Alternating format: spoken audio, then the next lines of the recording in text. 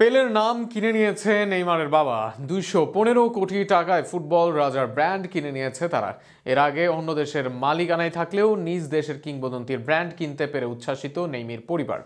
Football রাজার এই brand football প্রিন্সের কিনে নেওয়া নিয়ে আরো শুনুন প্রতিবেদনে।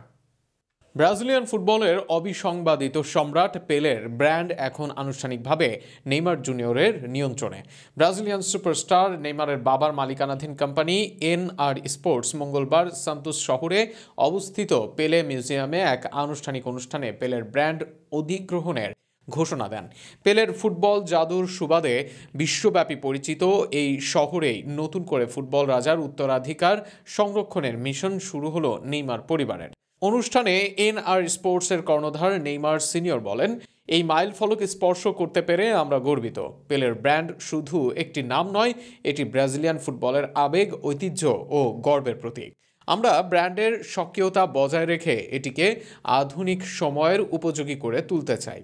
এই অধিগ্রহণের আর্থিক অঙ্ক প্রকাশ করা হয়নি, কারণ আগের মালিক যুক্তরাষ্ট্রভিত্তিক কোম্পানি স্পোর্টস 10-এর সঙ্গে গোপনীয়তার শর্ত ছিল।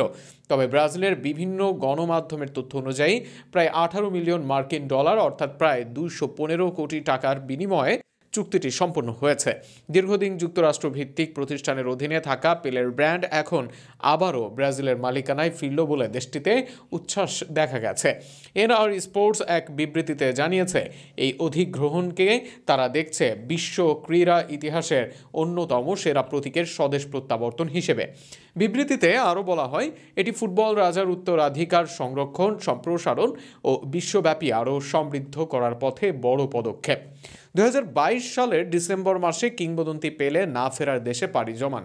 ব্রাজিলের 1958, 1962 ও 1970 সালে 3টি বিশ্বকাপ জয়ের মূলে ছিলেন এই ফুটবল রাজা। তার নাম এখনও ফুটবল বিশ্বের সবচেয়ে বড় প্রতীকের একটি। ফুটবলে তার প্রভাব এবং ঐতিহ্য ধরে রাখতে নেইমার পরিবারের এই উদ্যোগকে অনেকে সময়োপযোগী ও ঐতিহাসিক বলে উল্লেখ করছেন।